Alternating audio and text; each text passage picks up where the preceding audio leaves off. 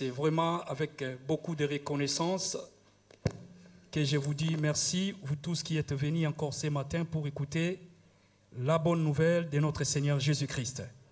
C'est pourquoi j'ai dit que le Seigneur vous bénisse abondamment. Que le Seigneur vous bénisse abondamment. Nous acclamons le Seigneur Jésus.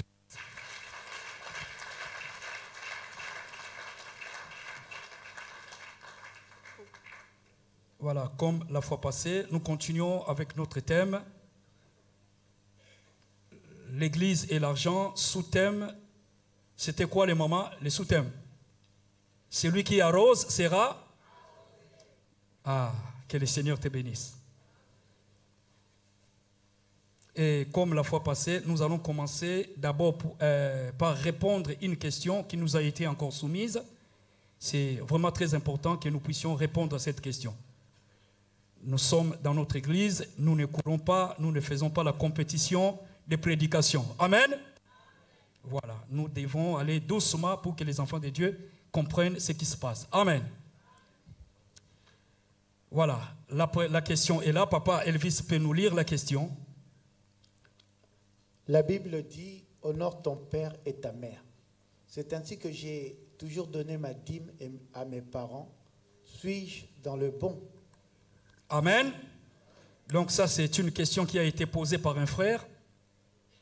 Lui, il s'est dit, il a lu un verset biblique, un passage biblique, il dit, la Bible dit, il s'appuie sur un verset biblique. Ça, c'est une très bonne chose. Ce n'est pas mauvais. Il s'appuie sur une écriture et il dit, basant sur cette écriture, il a décidé de lui-même de commencer à donner sa dîme à ses parents. Et maintenant, la question est celle de savoir, est-ce qu'il est dans les bons? C'est ça la question. Je crois que ce frère n'est pas le seul. Il y a aussi, je crois, il y a aussi des sœurs qui font ça. Il y a aussi des frères qui font la même chose. Amen. Voilà, nous allons répondre à cette question. Premièrement, je voulais dire à ces frères, ça, ce n'est pas sérieux. Dans les affaires de Dieu, la Bible dit qu'aucune écriture, qu'aucune parole de la prophétie soit le sujet d'une interprétation particulière. Tu ne peux pas te donner le luxe de prendre un verset, tu vas l'isoler, tu le sors de son contexte et tu prends la décision selon toi-même. C'est interdit. Amen. On ne peut pas faire pareille chose. La loi de Dieu est claire. Nous avons, comme des enfants, nous avons des devoirs envers nos parents. Et nous avons aussi des devoirs envers Dieu. La loi de Dieu est claire. C'est Dieu qui nous dit ce que nous devons faire. N'isolez jamais une écriture, tu le sors de son contexte et toi-même tu te fais un prétexte. Parce que quand tu sors quelque chose de son contexte, cela devient un prétexte. Et tu te donnes, et tu te fais un prétexte. Commencer à donner la dîme à tes parents. Ça, c'est un détournement. Ce n'est pas sérieux. Parce que la dîme n'est pas destinée aux parents. D'abord, cette écriture est mal comprise. C'est pourquoi je vais aider ces frères. Et je vais aider aussi quelques-uns d'entre nous. Que signifie honore ton père et ta mère? Amen. Oui, maman, nous allons... la première lecture.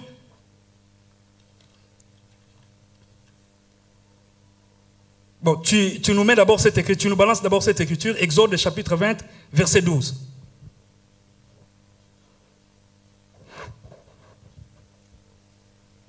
Voilà, merci. Honore, papa, Elvis c'est parti.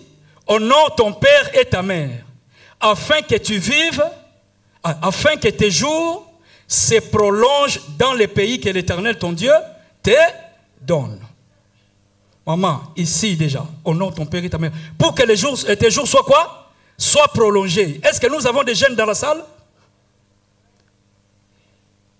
Pour prolonger tes jours sur cette terre des hommes, il ne suffit pas seulement de manger bio.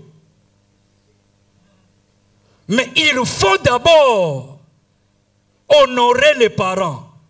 Comme ça, tu auras une vie longue sur la terre. D'abord ça, pas d'abord les bio. Les bio, viennent après. Acclamons le Seigneur. Donc, c'est ça l'écriture. Alors, lui s'est basé sur cette écriture. Alors, qu'est-ce que signifie honore ton père et ta mère? Que la Bible elle-même parle. Commençons par 1 Timothée chapitre 5, verset 4, et nous allons sauter et nous allons lire le verset 8. Si une veuve a des enfants ou des petits-enfants, qu'ils les apprennent, qu'ils là c'est quoi? C'est qui? Ce sont les enfants ou les petits-enfants. Qu'ils apprennent à exercer la piété envers leur propre famille et à rendre à leurs parents ce qu'ils ont reçu. Donc, honorer tes parents, d'abord ça signifie ça. Mon frère, ma soeur, et surtout ces sœurs-là, ces frères-là, qui traitent de leurs parents des sorciers. Honore ton père et ta mère. Ouvre bien, maman. Je te donne-moi ton attention. Parce qu'il y a des choses que toi tu dis. Et il y a des choses que toi tu dis. Il y a des choses que vous dites, maman, ce n'est pas correct. Parce que tu te donnes, je ne sais pas moi, un prophète, je ne sais moi, qui t'a informé, qui t'a dit, ou toi-même tu as vu dans un songe, ou dans une vision, je ne sais pas, et tu traites de tes parents des sorciers. Et à cause de cela, tu ne peux plus les aider. Tu ne peux plus parler avec eux au téléphone. Non. Honore ton père et ta mère. C'est quoi? C'est d'abord rendre à tes parents ce qu'ils t'ont donné. Ton père, ta mère t'ont donné quoi? De l'affection, de l'amour. Ils se sont cassés en 1001 morceaux pour que toi tu deviennes ce que tu es aujourd'hui. Ne vous conformez pas au siècle présent. Le siècle où les enfants sont devenus des ingrats et des rebelles envers leurs parents. Amen. Amen. Amen. Acclamons le Seigneur. Deuxième chose, maman. Tes parents t'ont donné à manger. Aujourd'hui, ne méprise pas la vieillesse de tes parents. Donne-leur à manger. Paye-leur même les loyers. Prenez soin de votre famille. Prenez soin de vos parents. Amen. Vous êtes des parents aussi. Alors, si quelqu'un n'a pas soin des siens, et principalement de ceux de sa famille, il a renié la foi et il est pire qu'un infidèle. Maman, une telle personne, dans cette église, tu traites de tes parents de sorciers, tu ne les aides pas. Tu ne payes pas à manger pour tes parents. Tu méprises leur vieillesse parce qu'ils sont devenus vieux, parce qu'ils ont vieilli, et tu les traites de sorciers. Tu ne leur donnes rien, tu ne les appelles pas, tu ne te préoccupes pas de tes parents. Maman, ne vous trompez pas. On ne se moque pas de Dieu. Ce qu'un homme aura sémé, il le moissonnera. Ce qu'un homme aura sémé, il le moissonnera. Ne vous moquez pas de Dieu. Et une personne, une telle personne, tu n'as même, donc on ne peut même pas te dire bonjour. Tu es plus qu'un infidèle, tu es plus qu'un païen, tu es plus qu'un sorcier, toi-même un sorcier. Acclamons le Seigneur, nous allons passer. Honorer les parents, c'est ce que ça veut dire. Ce n'est pas prendre la dîme et donner aux parents. Nous avançons. Troisième passage. Lévitique chapitre 19 verset 3. Chacun de vous respectera sa mère et son père. Amen. Chacun de vous, honorer les parents, honorer son père et sa mère, c'est respecter, c'est de les respecter. On ne parle pas à son père comme si on n'était pas en train de parler à son fils. On n'insulte pas son père. On n'insulte pas ses parents. Nous leur devons beaucoup de respect. Acclamons le Seigneur. Est-ce qu'il y a quelqu'un qui croit comme moi? Est-ce qu'il y a quelqu'un qui croit à cela? Tu parles à ta mère, tu dis, oh, toi, t'es ouf, toi. Ah, tu parles, c'est comme ça que tu parles à ton père. T'es ouf. Ouf, là, c'est quoi? C'est fou. Ah oui, ils ont tourné sa maman. Ouf, c'est fou. T'es un ouf, toi. T'es malade ou quoi? Acclamons le Seigneur. C'est parce que tu prends tes 200 euros, tu envoies à ton père ou à ta mère, et tu commences à crier sur elle, à crier sur lui au téléphone. Ce n'est pas pour lui. Ce que toi tu fais à tes parents, tes enfants te le feront aussi. On ne se moque pas de Dieu. Ce qu'un homme aura semé, il le moissonnera. Celui qui sème le vent, récolte là la tempête. Toi, tu as semé un petit grain, mais tu récolteras en grande quantité. Acclamons le Seigneur, maman. Alors, troisième verset, Colossiens chapitre 3, verset 20. Nous allons nous arrêter. Il y a plusieurs versets, il y en a plein, il y en a plusieurs. Enfants, obéissez en toutes choses à vos parents, car cela est à jeunes gens, jeunes filles, jeunes garçons, frères et sœurs, mes bien-aimés, obéissez à vos parents en toutes choses, car cela est agréable devant Dieu. Honorez vos parents, donc nous avons vu, honorer les parents, ça veut dire quoi? C'est là qui signifie honore ton père et ta mère. Mais honore ton père et ta mère ne signifie pas de prendre la dîme et leur donner. Non. Acclamons le Seigneur. Maintenant, pour la dîme, nous allons lire Nombre chapitre 18, verset 26. Maman, s'il est possible, parce que j'avais oublié ça, de me chercher, verset 19. Papa, tu peux, si elle peut la trouver. Je lis au nom de Jésus-Christ. Voilà. Tu parleras aux Lévites et tu leur diras, lorsque vous recevrez des enfants d'Israël, la dîme que je vous donne de leur part, comme votre possession. Ah, arrête-toi là-bas, papa, répète encore. Lorsque vous recevrez des enfants d'Israël, la dîme que je vous donne de leur part, comme votre possession. Ah, papa, on peut s'arrêter là. La dîme est la possession de qui? Des parents. Des parents. Je ne vous invente pas des choses. Moi, je vous mets les Écritures, noir sur blanc. La dîme a été donnée aux Lévites comme une possession. C'est Dieu qui les leur avait donné. Maman, 19, tu as trouvé le verset 19. Je te donne à toi, à tes fils et à tes filles avec toi, par une loi perpétuelle, toutes les offrandes saintes que les enfants d'Israël présenteront à l'Éternel par élévation. C'est une alliance inviolable et à perpétuité devant l'Éternel pour toi et pour ta postérité avec toi. Les offrandes saintes, la dîme, toutes ces choses, Dieu a donné à qui? À Lévite. Quand tu prends ça et tu donnes à tes parents, ça c'est un détournement. Il n'y a que des Congolais, des politiciens congolais qui peuvent faire ça, qui détournent des millions, des milliards, mais le peuple croupissent dans la misère. Acclamez le Seigneur Jésus-Christ, maman. Acclamez bien pour le Seigneur Jésus.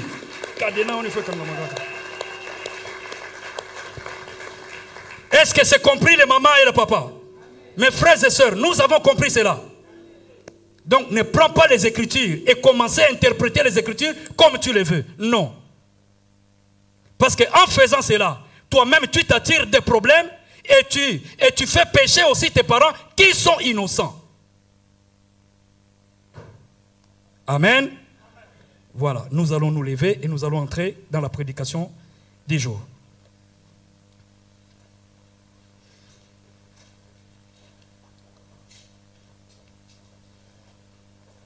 Lévitique chapitre 22, verset 14.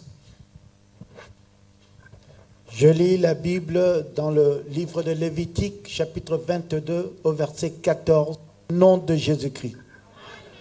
Si un homme mange involontairement d'une chose sainte.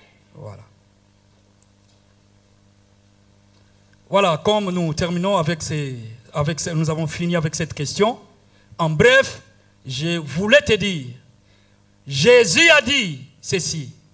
Rendez à César ce qui est à, et à Dieu ce qui est à. Faites aux parents ce qui est pour eux, et tout ce qui est pour les sacrificateurs, laissez-au. Laissez-au. Que le Seigneur vous bénisse. Est-ce que c'est compris? C'est compris les mamans. Voilà, pour la prédication d'aujourd'hui, notre thème, notre sous-thème c'était « Celui qui arrose sera lui-même arrosé ». Et nous étions en train de répondre à une question, à 4 questions comme ça. Et sur la dîme, ça c'était la 4e question. Et quand on était en train de répondre sur cette question, il y avait un détail qui avait attiré l'attention du pasteur et nous a demandé de revenir sur cela. C'est ce problème que nous allons traiter aujourd'hui. Maman, remets-moi l'écriture. Lévitique, l'écriture que tu avais mise là. Si un homme mange involontairement d'une chose sainte, il donnera au sacrificateur la valeur de la chose sainte. C'est bien précis. On a bien précisé. C'est involontairement que la personne a touché à la chose, que la personne a mangé la chose. Voilà comment Dieu a résolu, Dieu a donné la solution pour réparer la chose. Alors, pour réparer la chose, Dieu a dit, on fera quoi? La personne ramènera la chose sainte qu'il avait mangée et fera quoi? Ajoutera un 5e pour réparer cette chose. Et nous avons dit, pour toutes les personnes qui avaient mangé involontairement les dîmes, sans en avoir la connaissance préalablement, ces gens devraient faire quoi? Ne retourne pas, ne reprend pas directement à commencer à donner des dîmes. Parce qu'ici, il s'agit d'une réparation. Il s'agit d'une repentance. Tu vas d'abord restituer la chose et ajouter un 5e. Et tu verras les sacrificateurs pour faire un service, prier pour toi, prononcer des paroles. C'est comme ça que ça se faisait. À l'époque, chez eux, à l'époque de Moïse, on faisait l'offrande, on appelait ça l'offrande de culpabilité. C'était pour faire l'expiation, pour enlever ces péchés-là. Maman, Lévitique, Nombre chapitre 15, versets 27 à 30. Si c'est une seule personne qui a péché involontairement, elle offrira une chèvre d'1 an en sacrifice pour le péché. Le sacrificateur fera l'expiation pour la personne qui a péché involontairement devant l'Éternel. Quand il aura fait l'expiation pour elle, il lui sera pardonné. Voilà, arrêtons-nous d'abord là-bas. Maman, vous verrez, vous allez remarquer ensemble avec moi, que dans toute la loi de Moïse, pour l'expiation du péché, il ne s'agissait que du péché involontaire. Il ne s'agissait que du péché involontaire. Retenez cela très bien.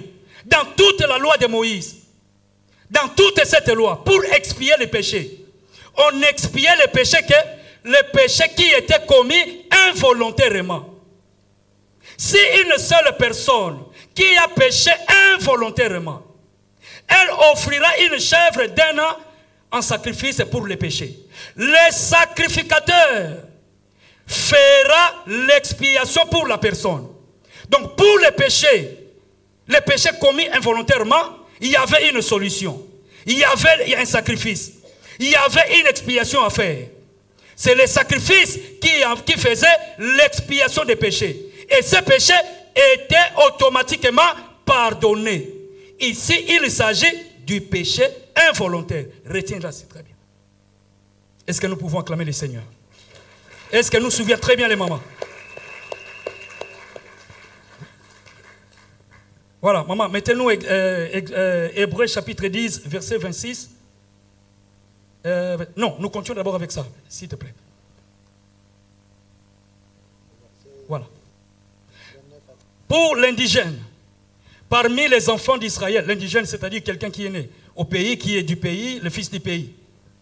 Les enfants d'Israël et pour l'étranger en séjour au milieu d'eux, il y aura pour vous une même loi. Donc cette loi concernait et les étrangers et les autochtones du pays. Cette loi, c'était pour tous. Seulement pour les gens qui commettaient les péchés involontaires. Et quand on péchera, voilà, quand on péchera involontairement. Mais, maman, mais, suivez très bien. Mais, si quelqu'un, indigène ou étranger, agit la main levée, c'est-à-dire avec fierté, avec orgueil, donc avec conscience, il le fait avec connaissance, en toute conscience, en toute connaissance. Elle sait ce qu'elle fait. Elle le fait par orgueil, par main levée. Cette personne, qu'est-ce qui va lui arriver? Il outrage l'Éternel. Et celui-là sera retranché du milieu de son peuple. Il a méprisé la parole de l'Éternel et il a violé son commandement. Celui-là sera retranché. Il portera la peine de son. Vous voyez maintenant où les choses se compliquent maintenant. Donc, dans toute la Bible, retiens ça, maman. Tous les sacrifices, il y avait des sacrifices pour l'expiation des péchés que pour les péchés commis involontairement. Mais pour les péchés commis à main levée, tu prends la dîme en toute conscience. Tu prends la dîme en toute conscience, maman. Les offrandes, les choses saintes. Et tu outrages Dieu à main levée, avec fierté et orgueil. La Bible dit, maman, pour ces gens, il n'y a pas de sacrifice. La peine, ils porteront la peine de leur iniquité. Maman, dans la vie chrétienne, même dans tout ce que tu fais, tu dois faire très attention. Maman, le salut que tu as reçu, tu peux aussi le perdre. Maman, nous allons marcher avec les Écritures. Je vais te le montrer. Le salut que tu as reçu, maman. Parce que les péchés involontaires, nous les verrons. Ça concerne quel type de gens. Parce que ces péchés, volontaires ou involontaires, est lié à une catégorie de gens et à un temps précis. Nous le verrons. Nous allons marcher, maman. Très doucement. Ne jouez pas avec la vie chrétienne. Ne jouez pas avec ce que vous faites. Tu peux perdre la vie que tu as reçue. Tu peux perdre cette vie éternelle. Tu peux perdre ce salut que tu as reçu. Avec beaucoup de peine. Très attention. Pour les péchés involontaires, il y a les sacrifices. Il est possible d'ôter les péchés. Il est possible de faire l'expiation. Mais pour les péchés commis volontairement, point de sacrifice, la personne portera la peine de ses péchés. Nous allons, maman, acclamons le Seigneur.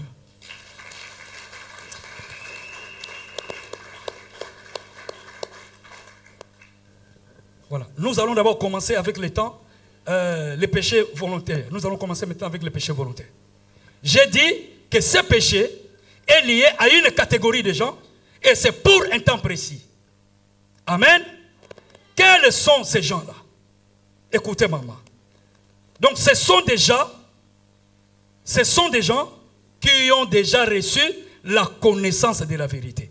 Hébreux chapitre 10, verset 26 à 27. Car si nous péchons volontairement après avoir reçu la connaissance de la vérité, il ne reste plus de sacrifice pour les péchés. Mais une attente terrible du jugement et l'ardeur d'un feu.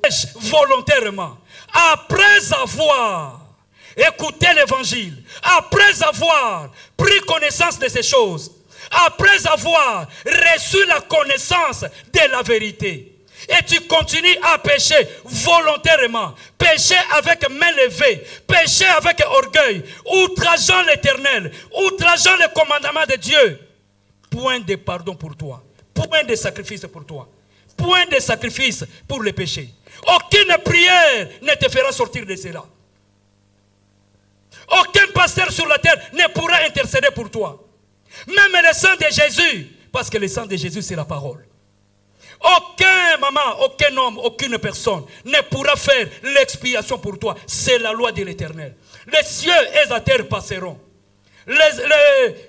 quoi ça, les députés de la France, de Suède, ou je ne sais moi, de tous ces pays démocratiques, peuvent entrer dans l'hémicycle, changer de loi des années en des années. Mais la parole de Dieu ne change jamais. La parole de Dieu restera comme elle est.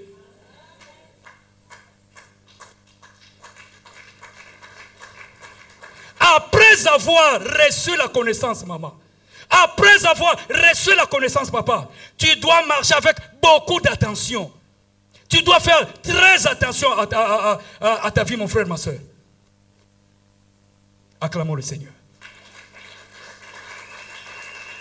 Il n'y a pas de sacrifice. Il n'y a pas de sacrifice et d'expiation pour les péchés. Pour ces gens-là.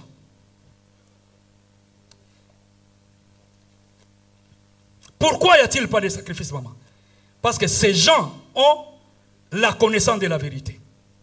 Ils sont passés des ténèbres à la lumière. Dieu les a pris des ténèbres du monde et les a fait passer à la lumière. Ils ont la connaissance de la parole de la vérité. Ce sont des gens qui sont passés de l'ignorance à la connaissance. Ce ne sont pas des ignorants. Ce sont des gens qui connaissent Dieu. Ce sont des gens qui connaissent la loi de Dieu. Ce sont des gens qui sont passés de l'ignorance au renouvellement de l'intelligence. Ils ne pensent pas comme tout le monde. Ils ne voient plus comme tout le monde. Mais ils voient les choses comme Dieu les voit. Parce qu'ils sont renouvelés dans leur intelligence. Ce ne sont pas des ignorants. Ces gens sont passés de la religion à la révélation. Ne sont pas des simples religieux. Ce ne sont pas des gens habituels qui viennent à l'église d'une manière habituelle. Mais ce sont des gens qui ont la révélation de la parole de Dieu. Est-ce que vous entendez cela? Ce ne sont plus des gens charnels, mais ce sont des gens qui sont devenus spirituels. Ce sont des gens qui sont devenus spirituels. Maman, Hébreux chapitre 6, versets 4 à 6. Car il est important que ceux qui ont été une fois éclairés, qui ont goûté le don céleste, suivez très bien, qui ont eu part au Saint-Esprit, ils sont passés des ténèbres à la lumière, de l'ignorance à la connaissance, de l'ignorance au renouvellement de l'intelligence, de la religion à la révélation, de la chair à l'esprit. Ce sont des hommes spirituels. La Bible nous dit ici, ce sont des gens qui sont éclairés. Ils ne sont pas dans les ténèbres, ils sont éclairés par la parole de Dieu. Ils ont reçu pas n'importe quelle parole, mais ils ont écouté la bonne parole. Et ils ne s'arrêtent pas là. Et ils ont reçu les dons célestes. Ici, les dons célestes, ce n'est pas les dons de la prophétie, les dons des songes. C'est le Saint-Esprit. Ils ont eu part au Saint-Esprit. Ils ont été scellés du Saint-Esprit. Ce n'est pas n'importe quelle catégorie. Donc ce sont des gens, en conclusion, en guise de terme, ce sont des gens qui connaissent Dieu. Ce sont des gens qui ont la connaissance de la vérité. Mais écoutez, ils ajoutent encore, parmi eux, parmi ces gens-là, ils ont même goûté aux puissances du siècle à venir. C'est-à-dire, parmi ces gens-là, il y a même ceux-là qui ont été visités par des anges. Il y a même ceux-là qui ont été transportés en esprit, comme Jean dans l'île de Patmos. Il y a des gens que Dieu a transportés. Ils ont vécu, ils ont expérimenté les puissances du siècle à venir. Ce n'est pas n'importe quelle catégorie de gens. Est-ce que nous pouvons acclamer le Seigneur?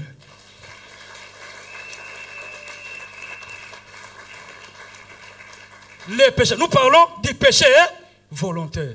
Et ce péché est commis quand? Est commis par cette catégorie de gens qui connaissent Dieu. Qui connaissent Dieu. Mais ils pêchent avec toute connaissance.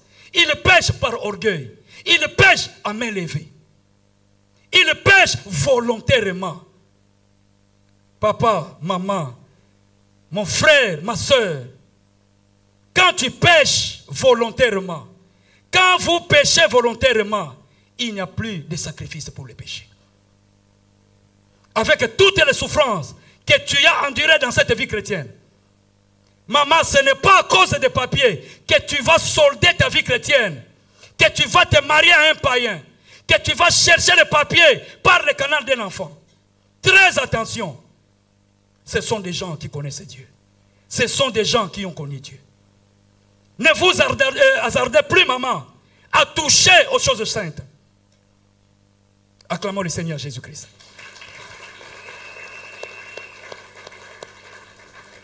Donc, en bref, maman, ce sont des gens convertis, affranchis, nés de nouveau. Ils ont la connaissance de Dieu et de sa parole. Amen. Amen. Papa, maman, tu vas me balancer Matthieu chapitre 26, versets 67 à 75. Nous allons voir un cas ici. Là-dessus, ils leur crachèrent au visage et lui donnèrent des coups de poing et des soufflets en disant, Christ, prophétise, dis-nous qui t'a frappé. Voilà, maman, tu vas continuer. Arrête-toi là-bas. Donc ici, vous savez, il s'agissait de l'arrestation de Jésus. Lorsqu'on a arrêté Jésus, avant qu'il ne monte sur la croix. Donc c'est cette histoire qui se passe ici. Pierre était à côté. Papa, allons-y. Cependant, Pierre étant assis dehors dans la cour, une servante s'approcha de lui et dit, toi aussi, tu étais avec Jésus le Galiléen. Ok.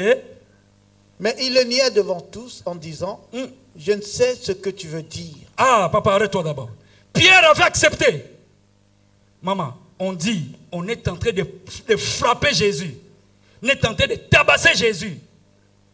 Maintenant, quelqu'un voit Pierre, il dit, oh, lui aussi c'est son disciple. Il était avec Jésus. Maman, même toi tu allais accepter.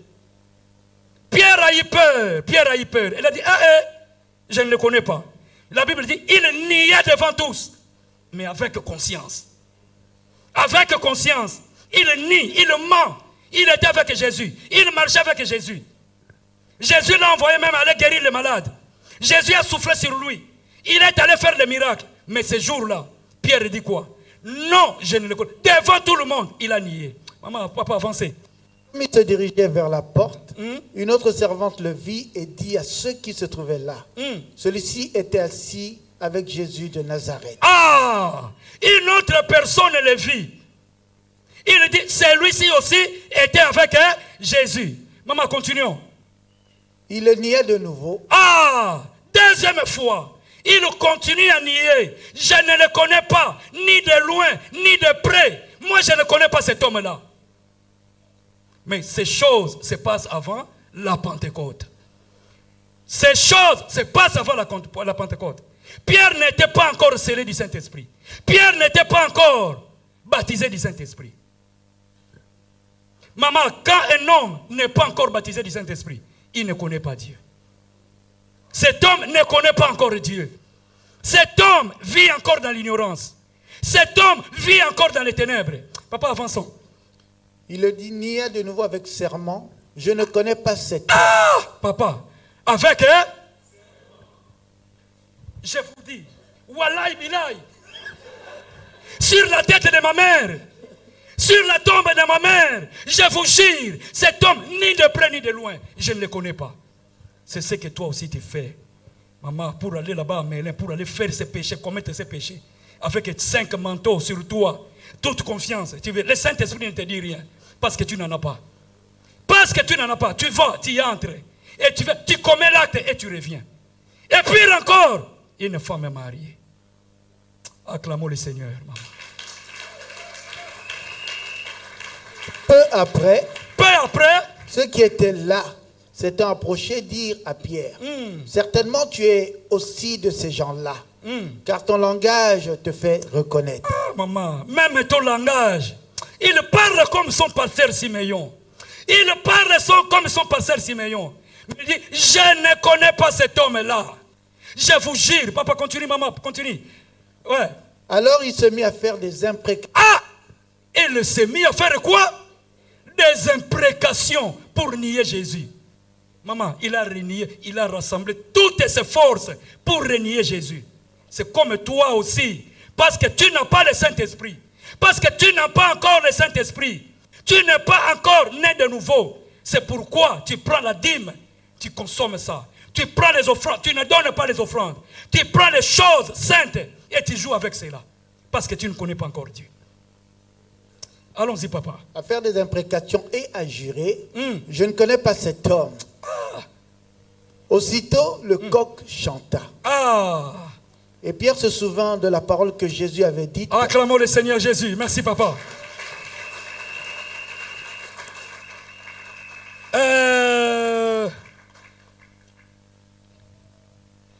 Lis-moi, nous venons de lire quoi? C'était Jean. Maintenant, lis-moi 22, Luc 22, 31 à 34. Maman, ton cas, je ne sais pas si tu as le Saint-Esprit et tu fais des choses expressément. Ou bien tu n'as pas le Saint-Esprit et tu vis encore dans le péché. Tu n'as pas le Saint-Esprit, c'est pourquoi tu vis comme ça. Papa, allons-y. Le Seigneur dit, Simon, Satan t'a mis pour vous scribler comme le froment. Mais j'ai prié pour toi, afin que ta foi ne défaille point. Et toi, quand tu seras converti, affermis tes frères. Papa, lis encore les derniers versets. Mais toi, non, les derniers versets, toi, quand tu seras converti. Et toi, quand tu seras converti, affermis tes frères. C'était avant la Pentecôte.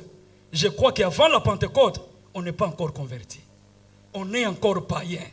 On n'est pas encore né de nouveau. Pierre est allé, Jésus a soufflé sur lui. Vas-y, il a guéri les malades.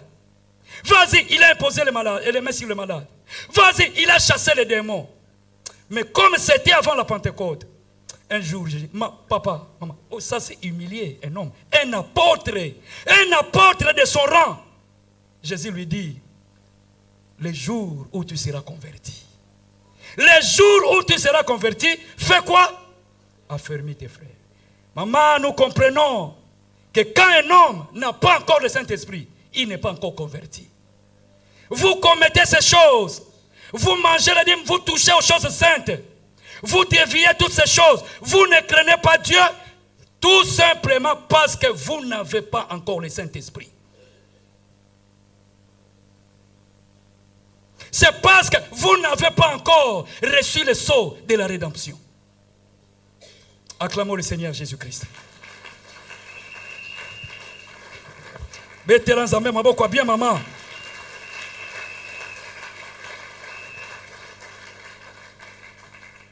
Donc, je comprends, dans l'église, nous avons des gens encore inconvertis, des gens qui n'ont pas le Saint-Esprit. Comment ils feront la volonté de Dieu? Comment donneront-ils des dîmes? Comment donneront-ils des offrandes? Papa, 1 Samuel chapitre 3, verset 7. Samuel ne connaissait pas encore l'Éternel. Et la parole de l'Éternel ne lui avait pas encore été révélée. Est-ce qu'on peut acclamer la parole de Dieu? Maman, qui est ce Samuel? C'était un enfant consacré dès le bas âge. Il vivait dans le temple avec Élie le sacrificateur. Il a grandi dans le temple, si nous pouvons dire aujourd'hui, dans le langage d'aujourd'hui, dans les Kodim. Il a grandi dans l'église. Il a commencé à jouer la musique. Il a commencé à modérer. Il a commencé à chanter. C'était le jeune Samuel. Malgré tout ce qu'il faisait à l'église, malgré toutes les années qu'il a passées à l'église, ce n'était qu'un simple religieux. Ce n'était qu'un simple religieux. Il ne faisait que la religion de sa mère. Il allait à l'église, c'est parce que sa mère qui l'avait amené là-bas. Mais la Bible dit, il ne connaissait pas encore l'Éternel. Et la parole de l'Éternel ne lui avait pas encore été révélée. Il n'a jamais fait l'expérience avec Dieu. Il y a des gens qui viennent ici, c'est parce qu'il est derrière son mari. Il vient ici parce qu'il est encore derrière sa mère. Le jour où sa maman quittera cette église, elle aussi, il est dans cette église derrière son ami. Il est dans cette église derrière son copain. Le jour où la personne qu'il avait amenée dans cette église, il quittera cette église, elle aussi s'en ira. Pourquoi? Parce que des gens ne connaissent pas Dieu. Et la parole de Dieu ne leur est pas encore. Acclamons le Seigneur Jésus-Christ. Le jour où la parole de Dieu te sera révélée, maman, tu ne mangeras plus, tu ne toucheras plus aux choses saintes. Tu ne mangeras plus la dîme, tu ne boufferas plus la dîme. tu vas comprendre, tu vas devenir toi-même offrande pour commencer à donner des autres. Comme nous l'avons dit la semaine, le dimanche passé. La personne qui est devenue elle-même une offrande, elle comprendra une chose, que tout ce que j'ai ne m'appartient pas. Tout appartient à. Le jour où cette parole sera révélée dans ton cœur, maman, c'est parce que tu es encore charnel. Papa, c'est parce que tu es encore charnel. Tu es pleine de convoitises. Tu es rempli de cupidité, rempli de l'amour de l'argent. C'est pourquoi tu ne veux pas donner la part de Dieu. C'est pourquoi tu ne veux pas donner la part de Dieu. Le jour où la parole de Dieu te sera révélée. Il y a des musiciens dans l'église qui font des nzonzing. Je ne sais pas si nos musiciens de cette église font la même chose. Si tu fais la même chose, je te dis, répands-toi. Cet évangile a été mélangé même avec les gens, le sang des apôtres. Il y a des gens qui ont versé de leur sang pour que cet évangile nous soit parvenu. Ne jouez pas avec cet évangile. Ne jouez pas avec cet évangile. N'en faites pas les fonds de commerce, mes frères. Et quand ils vont dans des églises, ils vous prennent d'abord l'argent, après ils commencent à jouer avec les jeunes sœurs à l'église. Des gens qui ne connaissent pas Dieu. Des gens qui ne connaissent pas Dieu. Mais on les laisse chanter dans les églises. Samuel, des gens qui ne connaissent pas Dieu, mais ils modéraient à l'église. Samuel ne connaissait pas Dieu. Et la parole de Dieu ne lui a jamais été révélée. Est-ce que nous pouvons acclamer le Seigneur?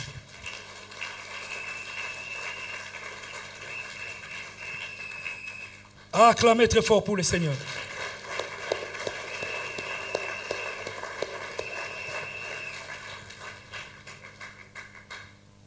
Est-ce que nous pouvons incliner nos têtes? Maman, tu peux te situer. Où te trouves-tu? As-tu déjà le Saint-Esprit? Maman, au lieu de lutter pour s'acheter des maisons, de gagner des richesses de ce monde, la première des choses, maman, cherche le Saint-Esprit. Je me suis rendu compte aujourd'hui qu'il y a des gens qui n'ont pas le Saint-Esprit. Nombreux pensent que, comme la Bible dit, dans les derniers jours, je répandrai de mon esprit sur toutes les chairs. Et vos fils et vos filles prophétisent. Quelle chair, maman?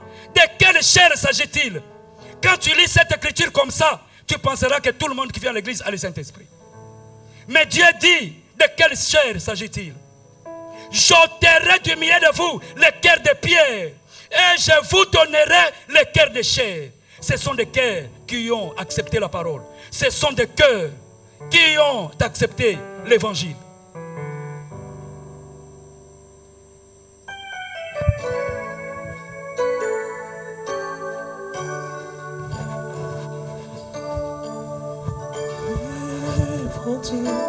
Seigneur, prends tout, Seigneur, entre tes j'abandonne tout à bonheur. Oui, prends tout, Seigneur. Prends tout, Seigneur. Oh oui, prends tout, Seigneur. On te t'aime, j'abandonne tout avec toi. Oui, prends tout, Seigneur.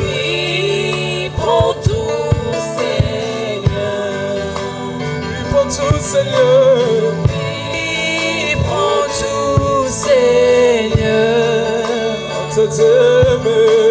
Entre tes mains, j'abandonne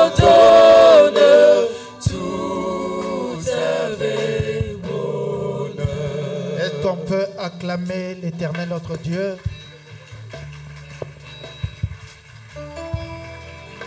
Amen. Que la gloire revienne à notre Seigneur. Nous passons aux annonces. Nous voulons accueillir...